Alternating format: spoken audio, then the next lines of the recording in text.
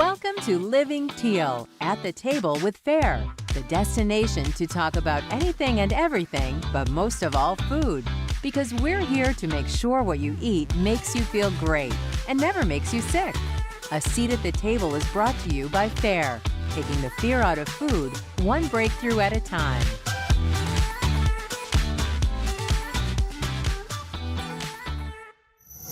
Good morning, good afternoon, or good evening. No matter where you're listening to us, we're happy you're here with us. My name is Jason Linde, and you're at the table with Fare. Hey everyone, welcome back. We are talking all things food, family, and of course, football. We have exciting guests today, but first, what are your plans for Thanksgiving, Jason? Yeah, Tiffany, I'm glad you asked. For us, we're going to keep it low key. I think what we'll do is my son will be home over college break, and we'll go to a nice restaurant in Washington, D.C. We'll have someone else cook for us after all of the years of cooking and cleaning and doing that sort of thing. We're always happy to sit at a nice table, have a nice glass of wine or another beverage, and enjoy the feast that is brought to us as opposed to bringing it to others at this point. And what about you, Tiffany? Where will you be celebrating your first Thanksgiving with your son, James? So crazy still. He's 6 months and it's wild. Time is flying. Anyway, we are heading to New Jersey. My mom, Thanksgiving is her holiday. It's been her holiday my entire life growing up. This year, they have a brand new kitchen, and I even heard that she started cooking again. So it will be interesting to see what she puts on our table. But some of the fan favorites, obviously turkey. She makes a really good braided bread, sort of like challah, but with like raisins, and it's so good. Cranberry sauce, stuffing, all the classics. And then everyone comes over for leftovers on Friday. So I'm looking forward to it. Mm-hmm. Now, are you a pumpkin pie, apple pie, or some other kind of pie family? I don't eat anything pumpkin. That's not the flavor for me. My mom makes a fantastic apple pie. And you're talking about your son coming home from college. When I would come home from college, I would request this apple pie. As a dietetic student, I would come home, asking for pie. It's so silly, but anyway, I'm very much looking forward to that. And sometimes I have the pie before dinner. Good for you. Good for you. It's the appetizer that never fails. Yeah, it's really good. So I am very much looking forward to that. Well, we have two guests who aren't going to fail us today, and we're really happy to have them. Tiffany, tell us a little bit more about them. Yeah, we have Chef D, who is the executive chef at Hard Rock Stadium, which is home of the Miami Dolphins. And we have Kristi Grimm, who is the senior director of programs, dining services, FARECheck, and the college program at Fare. So welcome. Hello, everybody. Hey, Chef D, it's great to see you today. Thank you. You make me hungry with the apple pie conversation. It really is so good. It's like the only time she uses Crisco in the entire year, and it's worth it. It's worth it. I can tell you that Crisco goes in many, many other things, but I'm not gonna tell you. I swear. I fully support the pumpkin boycott, Tiffany. I did not know we shared this in common. I hate pumpkin. I will not eat anything pumpkin. Just awful. Nope, and I don't meet that many people who hate pumpkins, so this is exciting. I've said, remember I come from an island, so for us, we go through the squash family, but we don't go straight. We don't have any pumpkins. It's a little different. So for me, pumpkin, probably the pumpkin bread. If I have to go for something, it will be pumpkin bread, and then I'll put like cheese on it, so it will be like. And no, for some people, it feels like it could be the least offensive pumpkin thing. Very subtle flavor. I'm not sure. Yeah. I like other like squashes, but pumpkin. I am a squash lady though. So like, I think I could probably, I explore squashes in many ways. So that's one of my favorite actually things for Thanksgiving for the fall. I just do use squash, purees, roasted, salads, warm, any kind. So it's phenomenal. Now you're making me hungry. So but before we get into your work at Hard Rock Stadium, let's set the stage. Let's set the table. for our listeners, Kristi, can you tell us about Fair's partnership with the Miami Dolphins and Hard Rock Stadium? Yeah. Well, I mean, I have to start saying that we've been breaking a lot of barriers in the last 2 years. A lot of great things are happening, and in our venue, in our home. And I think it was almost like a rifle thing for us to start a friend, allergy kitchen and in our stadium. So for us, it's about elevating, what fair is realistically. There's a lot of taboos behind going anywhere to have fun with your family and having some kind of an allergy. I've always said, it's for us it was almost like a challenge. For me, it was a challenge. I'm part of the family. I don't do any kind of dairy at all.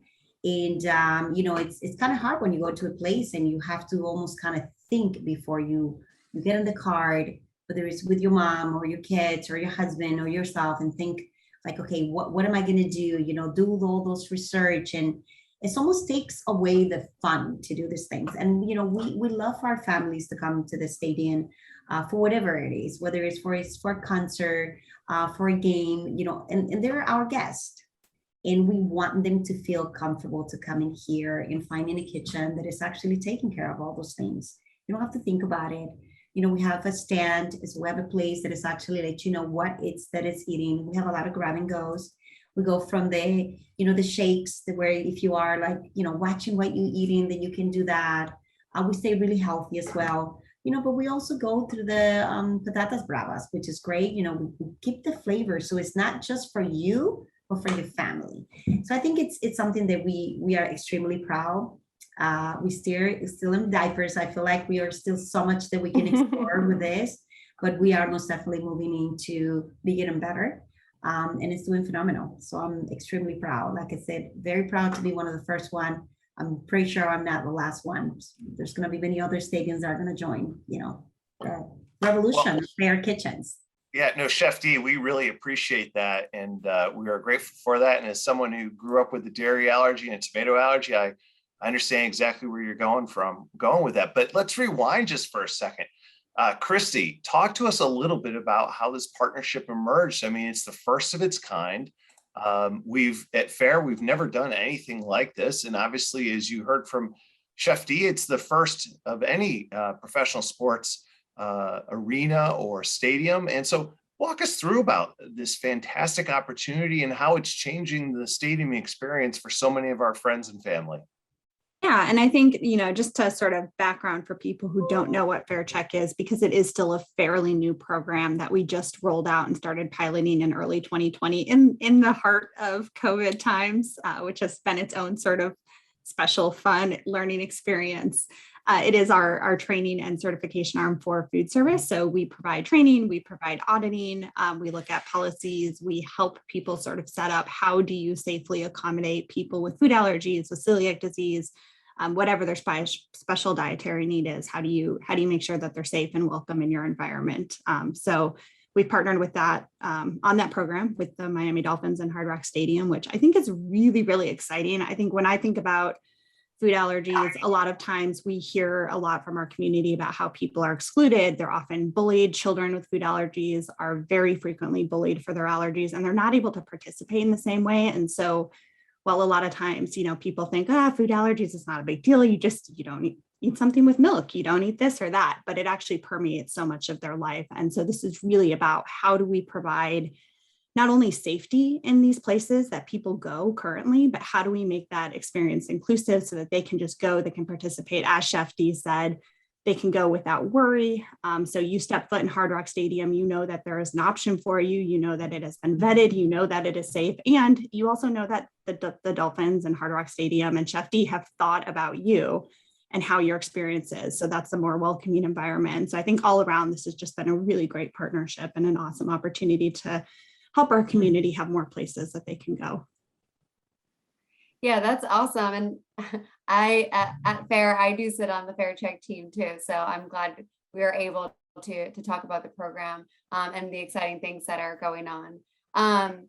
Chef D, I want to get back to you for a minute because you mentioned that you were the first stadium to be part of the FARECheck program, but you were also the first female chef to manage food service for the Super Bowl. Can you tell us a little bit about that experience? You know, for me, be honest with you, when I took this job, I don't think none of us figured out that in 54 years, there was not any other woman. They actually took the helm to do everything they have to do with food and beverage for the Super Bowl.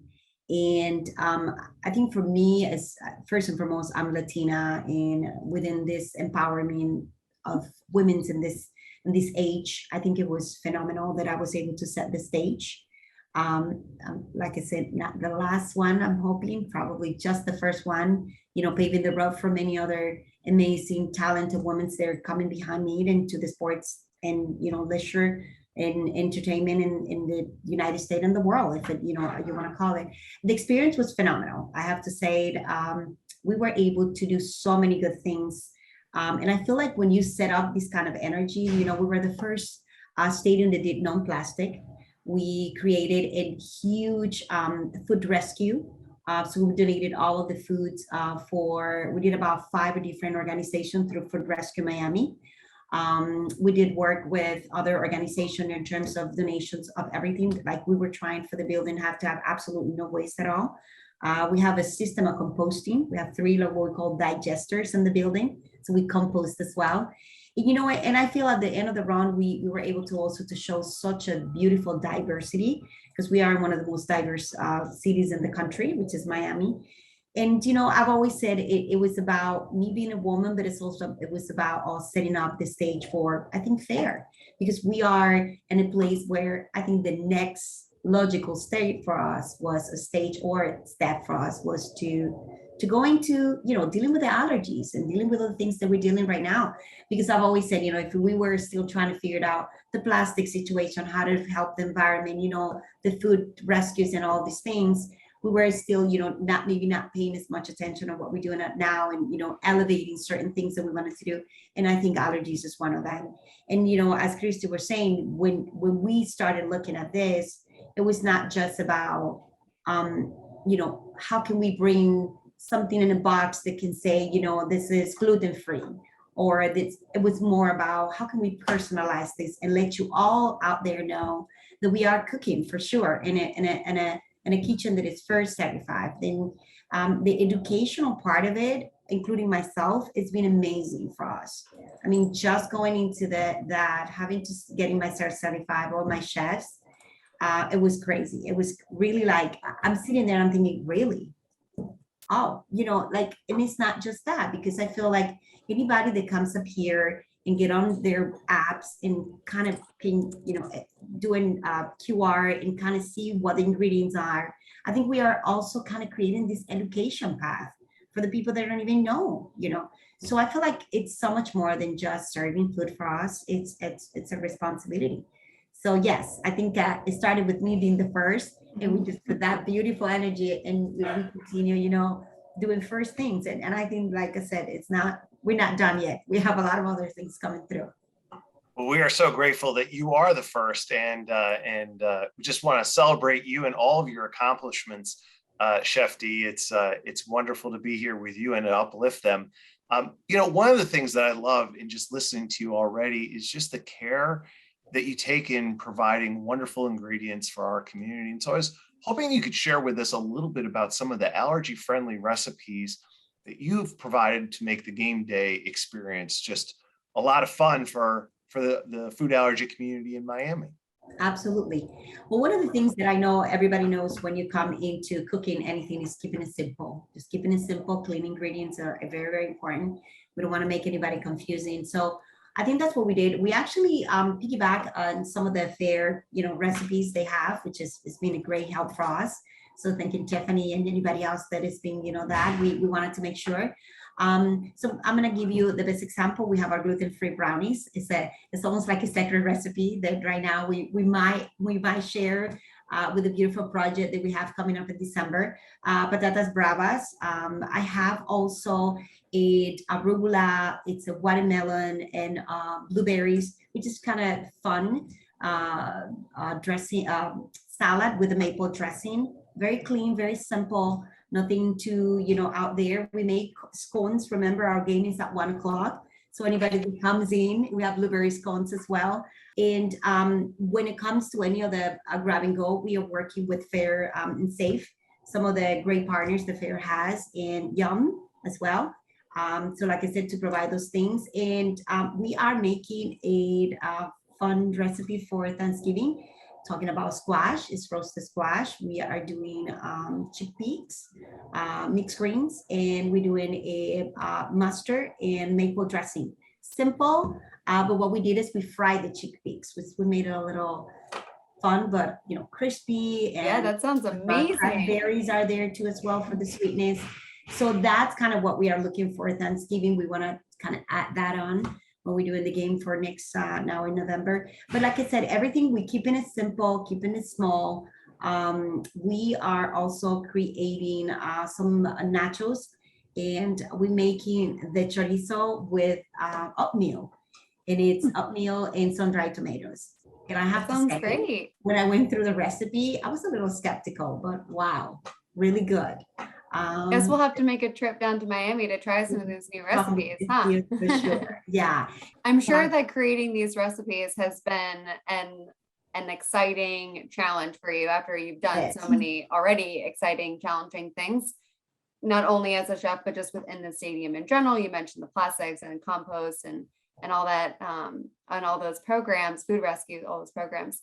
Kristi, what has been the reaction from the Fair community about this in relation to this partnership? Yeah, people have been overwhelmingly positive. It's been really nice to see. People are excited. I think going back to my earlier comments about how so often this community is very used to being excluded. And, even starting when they're small children, they go to a birthday party, they might have to bring their own food or just not participate in the food at all. And so this is really an opportunity to open up an entirely new arena. That's a little bit punny there, but a whole new area for them to be able to partake and enjoy. And they can go to a game with their friends or their family, and they can just be present and have an option and not have to worry about it. So I think people in Miami, of course, our community there is very, very excited because this is in their backyard. And I think we're hearing from a lot of people in other communities that are like, how do I get my team to adopt this as well? So I think people are really excited about the potential for the future. Indeed. I know I'm excited about this, and I think this is just fantastic. Well, Chef D, where can people find you? I mean, obviously at the kitchen. Oh my gosh. Well, besides being here all the time, my home is a Hard Rock Stadium, but I'm also in social media, and I think we wanted to kind of give everybody. So I'm at Chef Dayanny, and my Instagram, of course, and Facebook. If you Google my name, Chef Dayanny on Instagram and Facebook, or tweet it. I'm the only one, especially because of my name. So you can find me, kind of see a little bit what we're doing. We give you a little glimpse of everything that is happening with Fair in our kitchen. We're very transparent. We also, whatever is happening on the concession stands or where you have find a grab and go, go to also on the Dolphins website. You are able to see what's happening. Like when you're coming in, we're trying to give as much information. So when people come through our doors, they know where to find us. What's the concession stands? What are the grab and goes? Like what's available on the main one, whether it's, some of the food is there. We are working on hopefully for one of our next game to include our premium area, which is the suites. We are, like I said, a little bit slowly but surely trying to create more hot items for that purpose. For now, we are, like I said, keeping it a little bit more simple. But again, go on the dolphins.com. You'll be able to see what we have new. And we are creating, big, our check Fair little sticker, blue sticker. We're trying to keep in, that is also trying to make it big so people know there's some more collaterals and those stands to see us and say, you know what, okay, this is being certified. And even when you come, you go into our, if you pass by our kitchen, which is very much within the suite area, you'll be able to see two big Fair checks, so you know where our doors are. Well, and let me just also help out those listening on the podcast if you're not watching us on YouTube. So it's Chef Dayanny. It's Dayanny. That's where you can find her on Twitter and Instagram. Kristi, any final thoughts about this partnership? I mean, you two ladies are, you are our pioneers here, and we are so grateful for it. And food and the dining out experience is the most stressful experience for so many of our community. And you both have, we want to thank you from the bottom of our hearts, because what you've done is take a very stressful experience and taken the stress out of it. So our community can feel just at home in the stadium as they would at home, obviously with a better view and a lot more activity going around. But Kristi, any other final thoughts before we wrap? No, I think you summed it up really well. I am very grateful that we've had this opportunity. I think it's really helpful for an awareness perspective. And so thank you, Chef D and Dolphins and Hard Rock Stadium. We are really, really excited about this partnership and how much it will do for our community. Well, thank you guys. And I'm very glad you didn't ask me for my social media handles, because I don't social media. This is being a good colleague. I knew that, but I knew. Did you? I'll just call myself out right there. I'm 150 years old.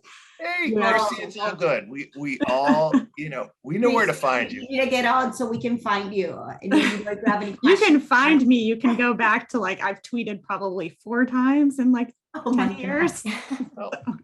Well, if it's anybody else, the last thing that I wanted to say is I hope that we're not the last place. I think fair should be something that is in every single stadium.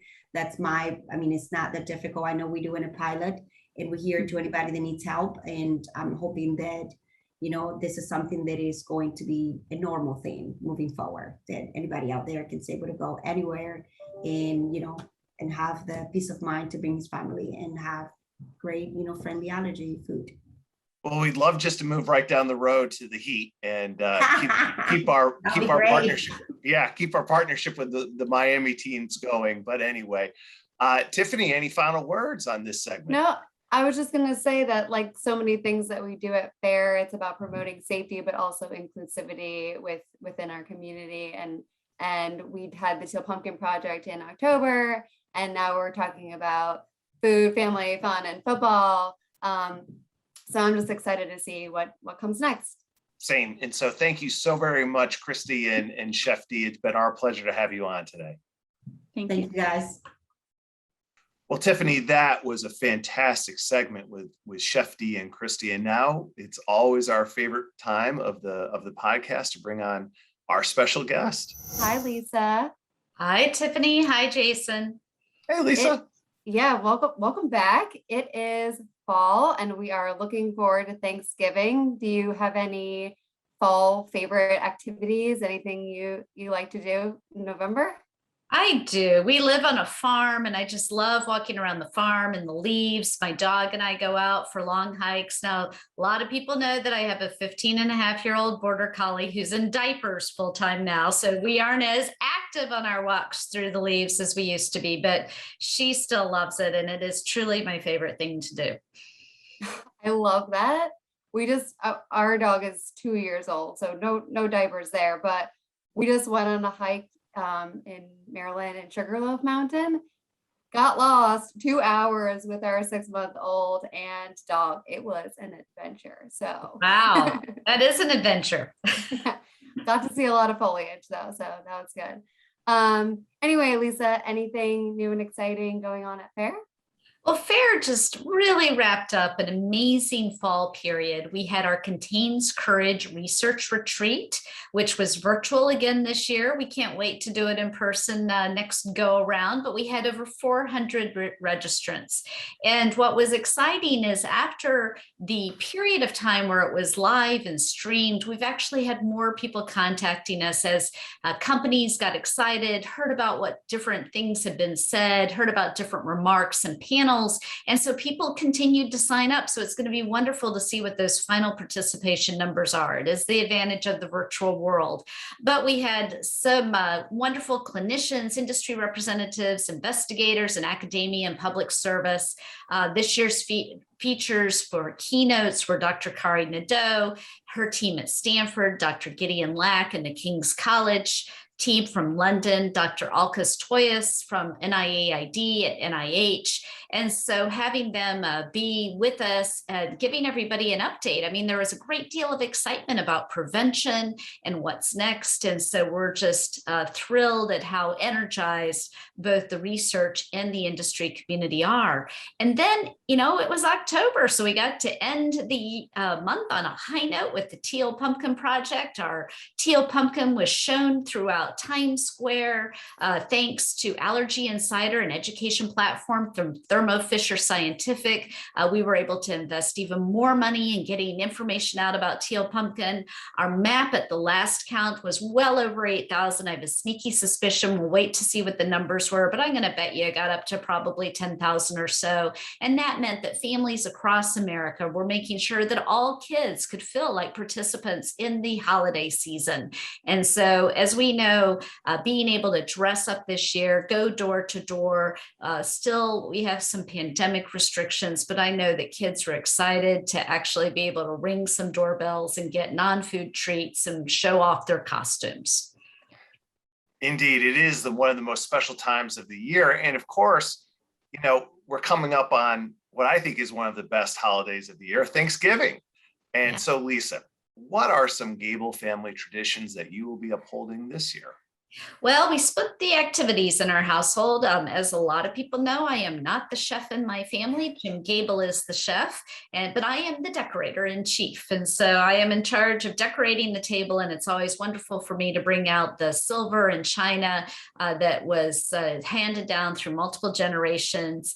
You know, I still remember when my grandmother gave me a cut glass bowl that I used for the fruit bowl that was her great grandmother's. And, you know, that's what really makes the holiday special, is not only the consumption of food with your family, but remembering those who went before you. And so this year we'll have my mom, my sister, Helen Ann will be my 23-year-old daughter, and then a friend of hers who works at the French Embassy. Some folks may remember that he lived with us during COVID. He's now at the French Embassy. Tomas will be with us, and likely my sister-in-law. So Jim will be doing the cooking, and he really goes to town. I will be doing the decorating, and then I will be doing a lot of dishwashing, lots of dishwashing. I'm very picky about how people wash those antique pieces. So there's a lot of an assembly line with the right things to buff and put away, and it has to go in certain places. And I'm sure nobody else is that bad, but it is our tradition. That you is have fantastic. to preserve the things that have been in the family for so long. I get it. I hate dishwashing, so I would definitely pass that on to some of the other guests. Well, I'd be there for you, because I may not like to cook, but I love to clean up. Well, as a wise woman once said, if you want a job done right, you do it yourself. That's right. And so I think that's the way it should be. Well, and Lisa, I can't let this podcast go without ending on a congratulatory note for you. I was paging through few weeks ago, I was paging through the Wall Street Journal, and I just happened to see someone's name ranked on a list of bestsellers, and just want to give a heartfelt congratulations for you. I know that Turnaround is a magnificent work. It's sold out, or else I'd ask you to sign me a copy, but Amazon just won't deliver it yet. But congratulations on earning a best-selling listing on the Wall Street Journal. That is truly a phenomenal accomplishment. Well, thank you. I appreciate it. I have to say, writing a book on Saturday and Sunday during COVID was an interesting adventure. My husband was not allowed to speak to me between 7 a.m. on Saturday and 4 p.m. on Sunday, which is really the only way I got it done. And people say, well, why did you do it? And the question is, well, what else was I going to do? I was stuck in my house. So I appreciate your kind notes, and just very thankful. You may know my acknowledgement section is quite extensive, because everything that I talk about in the book was a team effort, and the number of team members that I had at different points in times that could have their stories represented in the book was just very wonderful for me, and it's been lovely to reconnect with so many people. Lisa, that is an amazing accomplishment again. Well, Tiffany, it looks like we're at the end of this month's podcast. Any final thoughts or words? No, I think we had some amazing guests this month, and I can't wait to see who we have lined up for December. So on behalf of Tiffany Leon, Lisa Gable, and myself, Jason Linde, I just want to say have a wonderful Thanksgiving. Enjoy food, family, and football, and we'll be in touch with you real soon. Happy Thanksgiving. Happy Thanksgiving. Happy Thanksgiving.